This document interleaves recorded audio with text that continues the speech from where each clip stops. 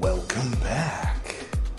This is Chicken Philosophy, the Meccan Revelations, part 43.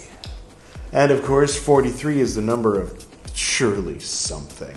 I've got nothing for you today. Ironic, since it's me, as you could see from the intro there. Edward's been rather busy today, taking down all the books in the famous Chicken Philosophy bookshelf, and remembering to bring the yarmulke, the lamen, and the ring. But those with a sharp eye might have been wondering, neglecting to the outer kimono. There's an inner, like, light blue, like the pajamas part that, people can wear without the rest of it, in certain contexts. But anyway, then there's an inner one and an outer one. And the innermost and the outermost are hanging in our new place, actually. We're in kind of a liminal space that's neither the old place nor the new place. This is a unique place. You can see the railing. You've seen three, if you're on Buddhist books as well, where I was outside once in the morning, once in the evening, once at sunset. Is that evening? Literally it's the evening when things are made even between day and night, right? Is that what that means? Doesn't matter. Anyway, and then once during the day, Edward was out there doing something. Nag Hammadi, I think. Anyway, so we're in that place. Pena de Franca, you might also remember, I didn't know where I was. I wasn't joking, I really didn't know where I was. We're in Pena de Franca. I think this was once upon a time like the French Quarter of something. I think there were French people here at some point, hundreds of years ago. Cheers! Today we've got some good old black coffee in a clear glass. So anyway, yeah, all right. So you probably saw the switcheroo and the stuff and before the books disappeared with the sugar plum fairies and everything. So BT is taking over. That's me. I'm BT. Hi, I'm Frater BT. Let's bring it back. That's Frater BT reading Meccan Revelations. Yellow and green for those who were there for the color wheel 15. There were 15 episodes where we put way too much emphasis on the color scheme. And anyway, so right. I think did I say everything I wanted to say? So right. So, but I think that the lamen, actually just the lamen. We don't actually need S.L. McGregor Mathers's personal magical ring that was passed down through the direct lineage from S.L. McGregor Mathers himself to me, Frater BT, since I am the one with the one true lineage as demonstrated by the ring. I'm fucking with you, obviously. I'm totally fucking with you. Or am I? No, I am. I'm not saying that I have the one true lineage of S.L. McGregor. I just have his ring, for whatever that's worth. Maybe the lineage is in the ring. Let's check. Nope, just cocaine. Just a lot of cocaine. It's ghost cocaine. It's invisible. Let's see. First, before I get to the reading, I'm going to do some bibliomancy. In other words, I'm going to flip to a random Hafiz poem. This is Hafiz, 14th century, 1300s. Sometimes people get mixed up. If you say 14th century, they think, 1400 something. No, 14th century means 1300 something. The first century started with 0, or probably it started with 1, right? So if somebody was born in the year 8, they weren't in the 0th century, they were in the 1st century. If someone was born in the year 101, they were born in the 2nd century.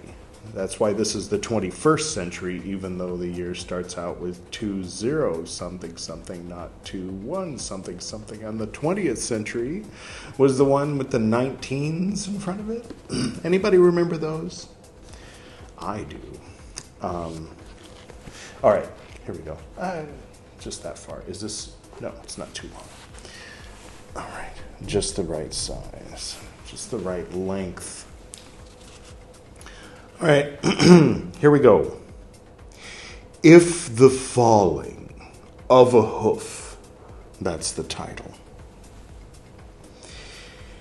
If the falling of a hoof ever rings the temple bells, if a lonely man's final scream before he hangs himself, and the nightingale's perfect lyric of happiness all become an equal cause to dance, then the sun has at last parted its curtain before you. God has stopped playing child's games with your mind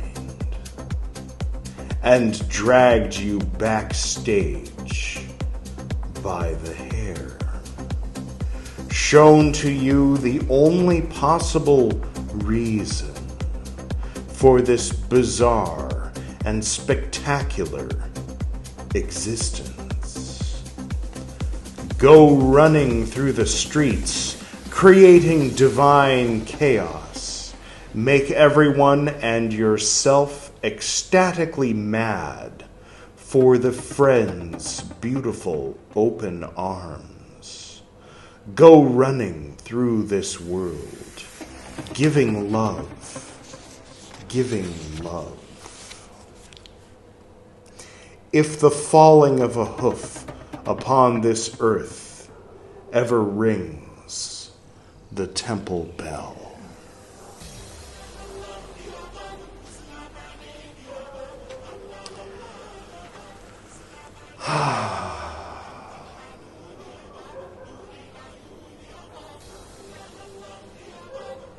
I dig it. It reminds me of one of my 10 things that I oft repeat, but you might not have heard it. It might not be quite oft enough. When I was a young boy of 3 and 4, before my dad would allow me to sit with him and learn the meditation he was practicing, I used to hear him chanting, Om. But then when the neighbors would be mowing their lawn, or there'd be someone with a weed whacker or a blower blowing leaves, or if the trash truck was outside making a racket, they'd say, God damn it!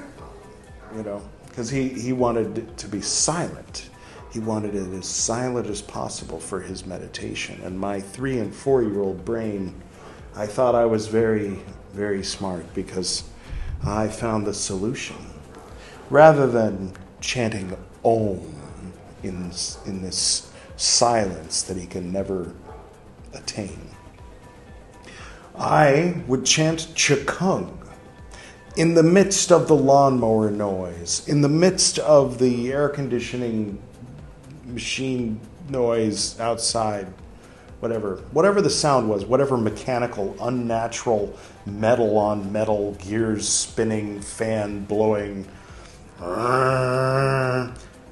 power saw kind of sound was going on. Chikung would be my word, and I would meditate in the midst of it all. And as an adult reflecting back on that, I think I was on to something. I don't think it has to be Qigong. I don't know where I got Qigong. But I don't know. I feel a little bit of a kinship with the words of Hafiz today.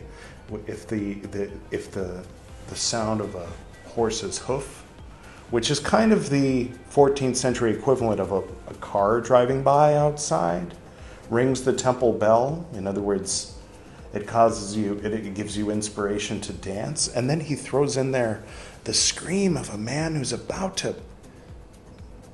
to kill himself.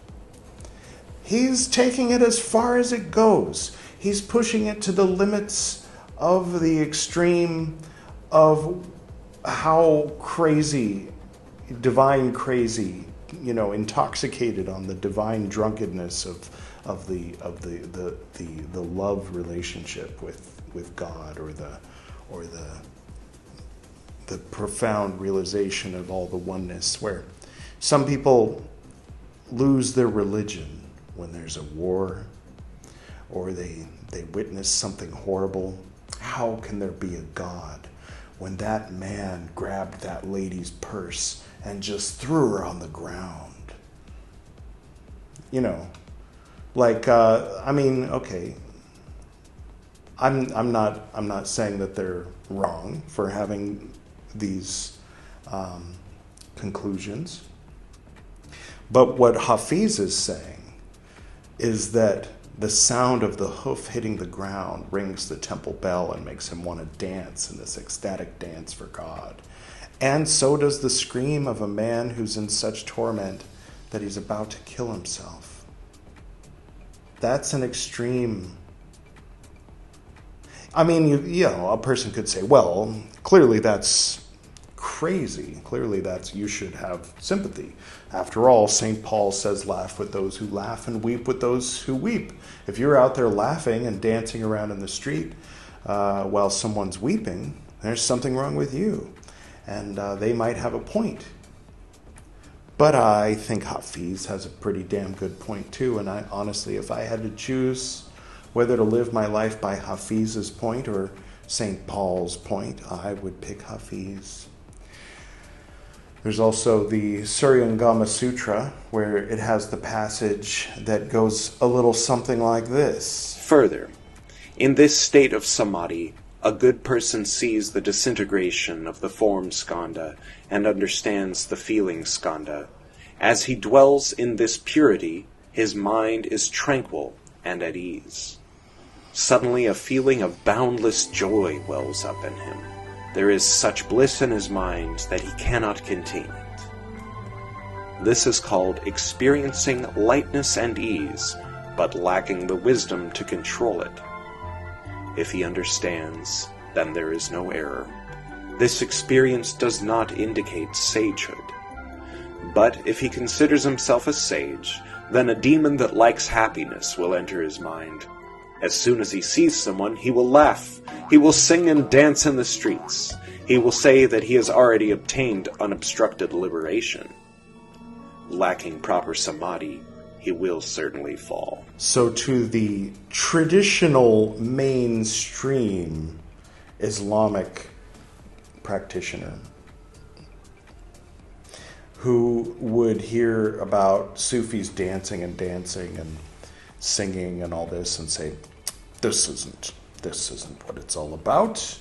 This is shaitan. This is something else. This is not proper. You folks, you mainstream Sunni, Shiite, whatever banner you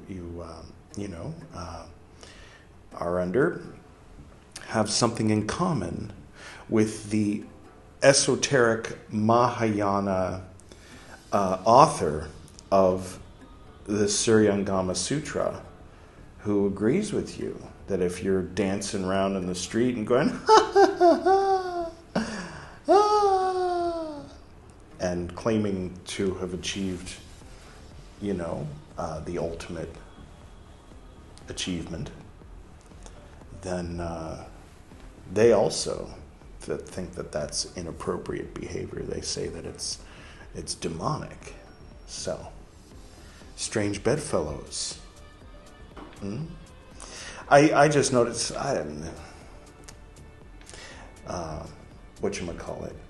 a lot of Buddhist things, a lot of historical sites were burned down by Mohammed bin so-and-so and his army.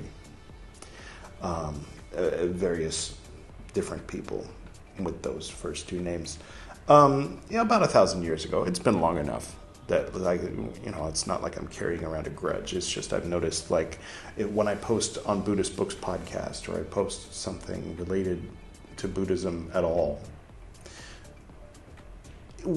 if I ever get hateful spam or someone trying to troll or someone trying to bring it down or negate just the idea of Buddhism existing, it's always some fool.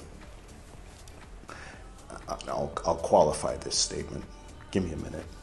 It's always some fool coming on and saying there is only one God, Allah, and Muhammad is his prophet, or something to that effect. And I'm not saying he's a fool for believing that. I'm saying he's a fool for posting that as a comment on a Buddhist video. Because it's not, they're not trying to compete with you, dude. Let McDonald's and Carl's Jr. coexist, for fuck's sake. Or maybe they'll both go away. Who cares? I mean, I'd care if Buddhism went away. All right.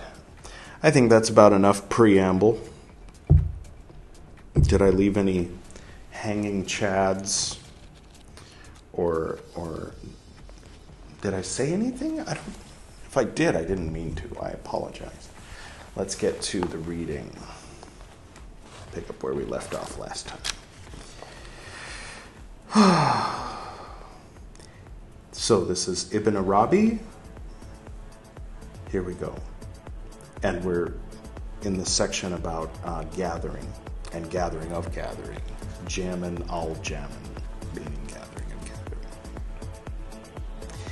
Hence, true knowledge demands that you should gather works in their worker because of the claims that take place as the result of the views of those speculative thinkers who maintain that acts are attributed to the servant exclusively, and those who maintain that they are attributed to God exclusively.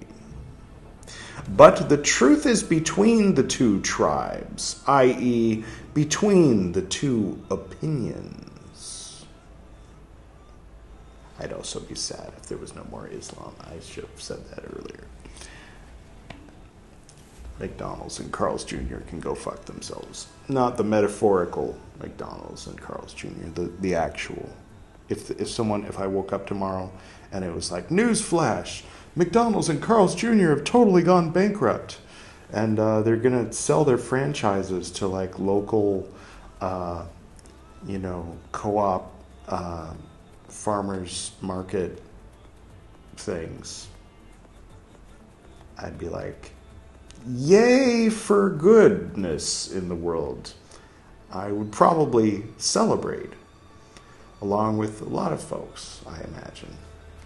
And I would be happy for the saving of so many lives and so many forests, and so many fewer people coming down with diabetes and whatnot. Where were we? Sorry. Between the two tribes, between the two opinions. So the servant possesses a relationship to the work as we have described it, i.e., as the effect of the preparedness of the entity of the possible thing within the manifest. Let me do that again slower, more slowly. So the servant possesses a relationship to the work as we have described it, i.e., as the effect of the preparedness of the entity of the possible thing within the manifest with a capital M. All right. And God possesses a relationship to the work as we have described it, i.e., as the reception by the manifest of the effectivity of the entity within it. For the servant says, in the tongue of his effect within the manifest, quote, "Thee alone we worship, and from thee alone we seek help." Quran 1:5.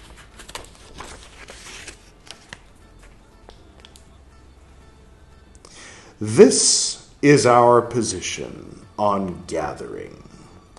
If the possessor of the saying on gathering means that it is the, quote, "contemplation of true knowledge," end quote, and if he knows the meaning of the contemplation of true knowledge, then he maintains what we said.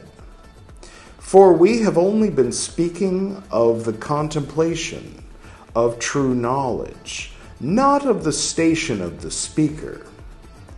This saying has senses below that which we have maintained in explaining it, since we have explained it in its most complete and most perfect sense, which describes the entire affair as it is in itself.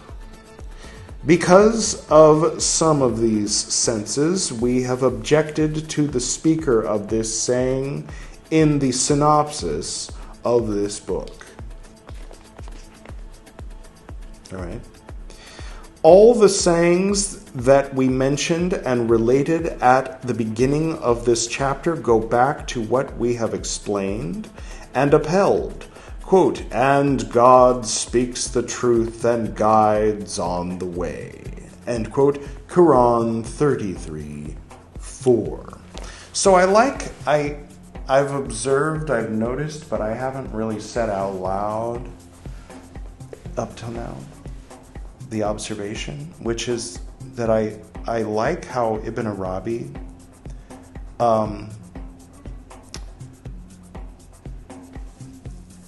makes space for, in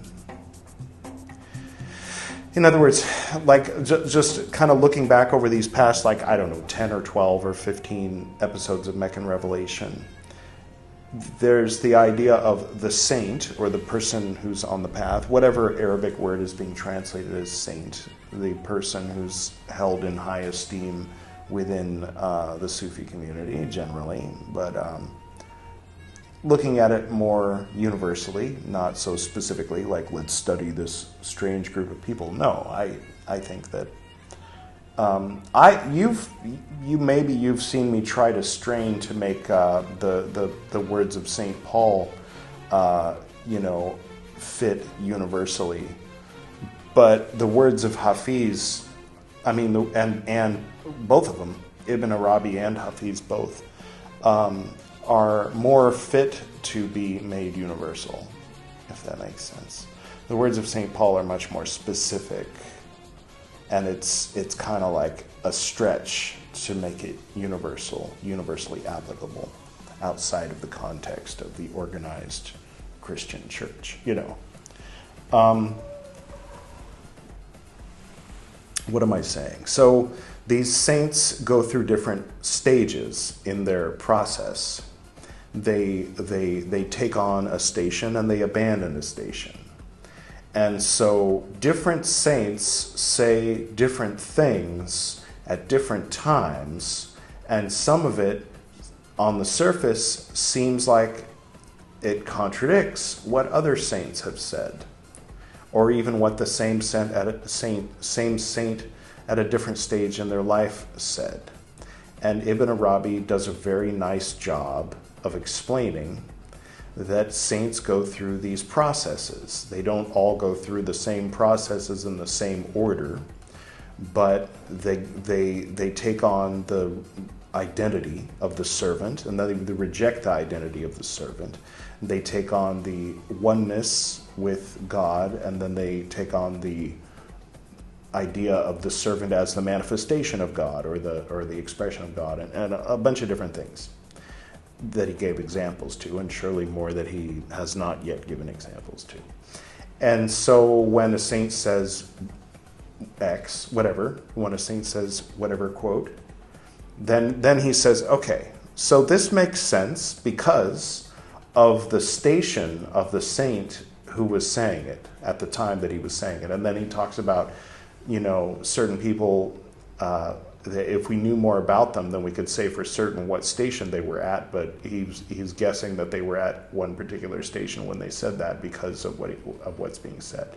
So he's allowing space for people to be saying things that are true from a certain point of view, without it sounding like you're saying, like if I say that, it sounds like I'm being facetious or sarcastic or something like, well, yeah, in your microcosm that might be reality, but for the rest of us, like, no, he doesn't seem to be doing that at all. He's legitimately allowing space for different things to be true at different times for different people, depending on the mantle that they're taking up at the moment. So, yeah. I tend to do that. I tend to allow space for myself to hold different things as being true. But I don't know, just observing, just like rewatching the stuff I've already recorded, there's some consistency, I think, from one thing to another.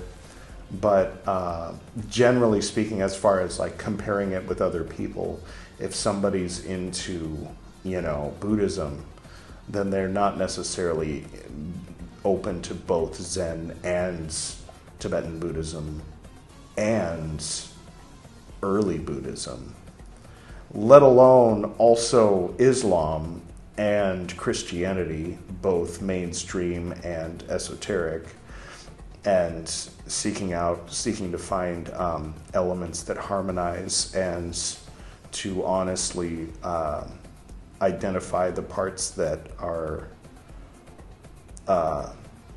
not so truthy, in any of it. I mean, like when I'm reading the Buddhist scriptures and he gets into like all the sexism, I'm like, oh, I'm very disappointed in you, Lord Buddha. I don't say, well, I'll make excuses for you. At least I try not to. Or at least when I find myself making excuses for Buddha, then suddenly I have to redeem all chauvinists because you can make excuses for, well, I won't be extreme like Hafiz and say Harvey Weinstein, but, certainly St. Paul or Martin Luther even.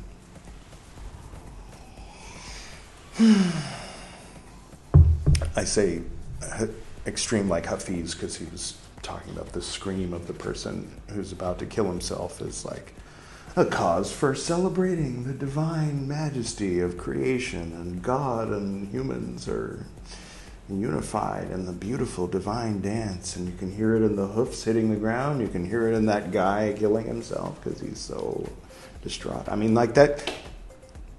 I mean, honestly, I kind of have to say that, I don't really aspire to that level of detachment and insanity, but I kind of want to aspire to that. Does that make sense? Regardless of whether it makes sense, let's keep reading. So we're done with that section that we've been reading for the past 3 episodes or so on gathering. Now we're moving on to a new chapter, new section with the heading, The World of Imagination. I'm curious to see where this is going to go. We'll read at least some of this. This chapter, entitled, quote, concerning the waystation of arisings from the unseen through designation, from the Muhammadan presence, end quote. Now remember, in the original intro, Michel Chodkowitz and friends had said that when Ibn Arabi says Muhammadan, he means universal. We'll file that away under, all right, there's probably a reason they said that. We'll say that's okay, maybe.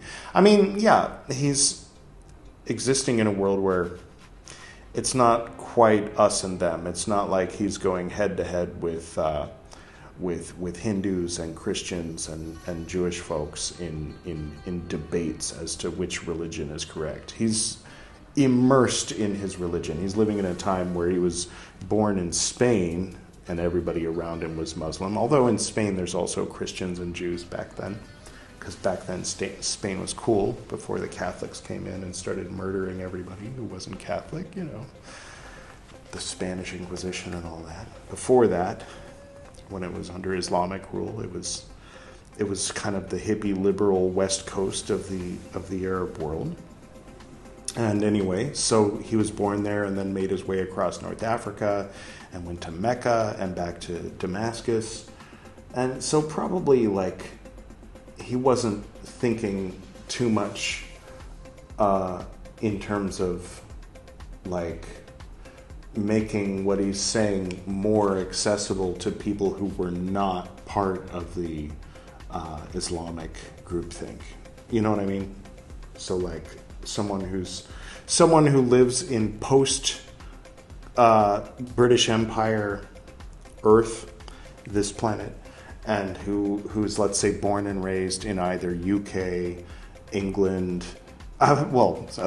same, US, Canada, especially the left part, that, you know, and or Australia, and then they travel to all the places that, you know, where English is either the lingua franca or everybody speaks it and everything, and so they're just kind of going around speaking English. They might not be motivated, and when I say they, I mean me. Sometimes I can drop a word or two of Hindi, Sanskrit, French, Hebrew, Latin, Greek, or Enochian, or whatever, but I don't speak any of those languages fluently. You know what I'm saying? I'm drawing a comparison between the English language and the Islamic language of symbols and ideas. And surely there are things within the English language, i.e. Shakespeare, King Arthur, things that are kind of taken for granted as you know, shared mythologies within the English language that can be pointed to make reference to something. It's like, oh, look at these kids. It's like Romeo and Juliet over there. And someone might be like, oh, let's hope it doesn't end like Romeo and Juliet does. And then someone else is like, why? How did it end? And then everybody does a face palm. Right? So, like, these are things we can take for granted within the English language, just like Muhammadan is something that's fully taken for granted within Ibn Arabi's world in which he's writing. So the English title of this is The World of Imagination, but the chapter is actually entitled Concerning the Way Station of Arisings from the Unseen through Designation from the Muhammadan Presence, or Universal Presence, if we believe Mr. Chodkowitz. End quote. Cool. Let's keep reading. Is one of 114 chapters in section 4 of the Futuhat on the way stations. The term, quote, designation, end quote, relates the discussion to the long-standing debate between theologians and philosophers as to whether prophecy must be designated by God or can be earned, full stop, end of sentence. Briefly, in Ibn Arabi's view, everything comes into being through designation, since all is determined by the immutable entities. As for the term, quote, arisings, end quote, it calls to mind a number of Quranic terms from the same root, especially, quote, plain, end quote. The connection with the main topic of the discussion becomes clear toward the end of the passage, where Ibn Arabi quotes the verse, quote, then we made man arise as another creation, end quote, Quran 23:13. The first part of the chapter concerns observations on the meanings of these terms, while the major portion deals with the world of imagination, which represents a single one of the sciences, parentheses, from among a large number of possibilities, end parentheses, perceived by the traveler when he dwells in this way station. I like that idea of the traveler, not as a literal traveler, though he or she might also be a literal traveler, or they, trying to be hip with the way things are now. What? Well, I got sidetracked. That was a full-on Life of Brian derailing the thought process. I want to be called Loretta. Those who know. Those who don't. John Cleese, he's old. He used to be progressive. He's progressive for the 70s. Anyway, where were we? Shit, I don't know. Let's keep going. Right. Yes. As another creation. Well, the first part, a large number of possibilities. Oh, yeah, Traveler, the Journeyer in Transformations by my dad. I won't point to it this time. But if you haven't, there's a 2.5 hour long episode of Chicken Philosophy where I'm sitting in front of the bookshelf and I recite from beginning to end my dad's book, Transformations, which I recommend more than any other book. And if you haven't checked it out, I'm gonna point to it after all, and I'm also gonna make it the end screen of today's video. So if you make it to the end of this video after the chicken cluck, just click the link in the middle of the screen, and you'll get to hear my dad's book. It's like 2.5 hours, so obviously you don't have to. As it's your life, it's your entertainment. So do it tomorrow, do it next week, do it today, do it in chunks, do it in parts, break it down into 5 parts, whatever you want to do. But definitely check out Transformations. And one thing you'll probably come away with is, oh, so that's where he gets it. Like, because there's a lot of my core beliefs, you might say, ironically, core elements of who I am that can be found in that book. But anyway, all right. Yes, the traveler, when he dwells in this way station. Ibn Arabi discusses imagination in this chapter not so much in its cosmological function, but as a distinct world accessible to adepts in their spiritual journeys. A little bit like Jung, eh? In the process, he tells a long anecdote about the power of, quote, imaginalization, end quote. I assume that's a combination of imagination and visualization. Active imagination, anybody?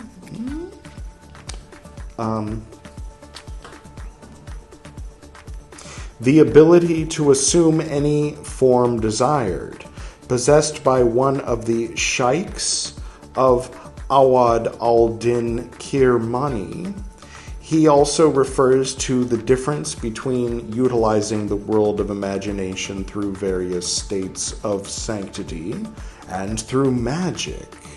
Much of the rest of the chapter concerns man's special place among the creatures because of his power of imaginalization.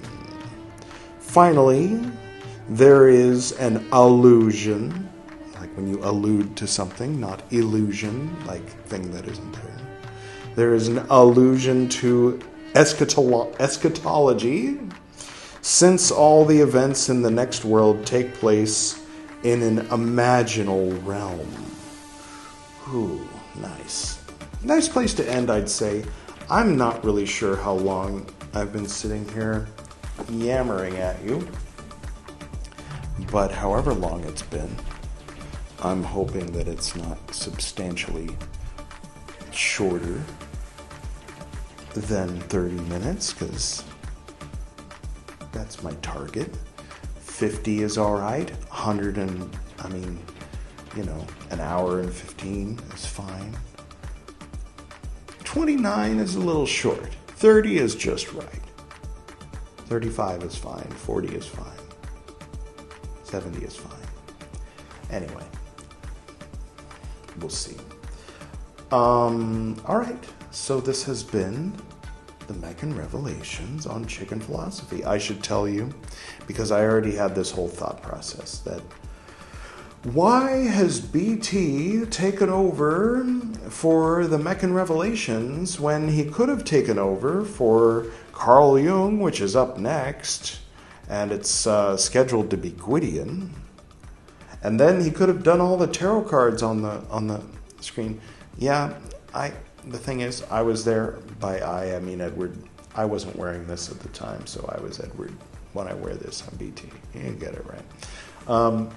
That thing with the books at the beginning of this, I was doing all that, and I put everything in these boxes, and I sealed the boxes shut and labeled the boxes so that the movers would move the boxes. I've seen movers like throw books into boxes, books all folded and bent and open, and so I, especially with my 200-year-old Shakespeare's, and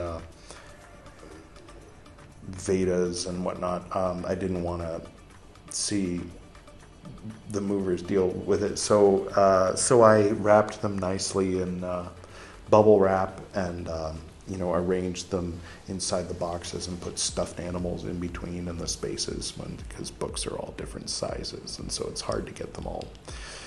Anyway, so I did that and then sealed the boxes, and then I realized that 3 of the decks and 3 of the books, 4 of the decks if you count the White Eagle medicine cards, and all of the books that I use for when I read the explanations about the cards were sealed in the boxes. So as far as the BT with the Carl Jung cards up on the screen, that'll happen after we're moved into the new place and after we're all unpacked and after all the books are arranged on the bookshelf. So it'll happen in front of the bookshelf, the one that disappeared, the one that had all the books taken out of it at the beginning of this episode. When you see all the books come back, when you see that bookshelf again, and you see the books appearing in that bookshelf, that will mean that we have moved into our new place and that it'll be time for a BT Carl Jung episode in the relatively near future at that time. But at this time, there's still some time between now and then. At least 13 or 12 days. More than that. So, if you were wondering, that's the thought process. So next time on Chicken Philosophy, Gwydion will be back, and he'll be reciting the next wackadoodle, Black Book's journal entry of a young Carl Jung, only in his 40s or so. I don't know how old he was in 1914. I hope you're doing well. Stay safe and, take care of yourself. Drink plenty of water. And we'll see you next time.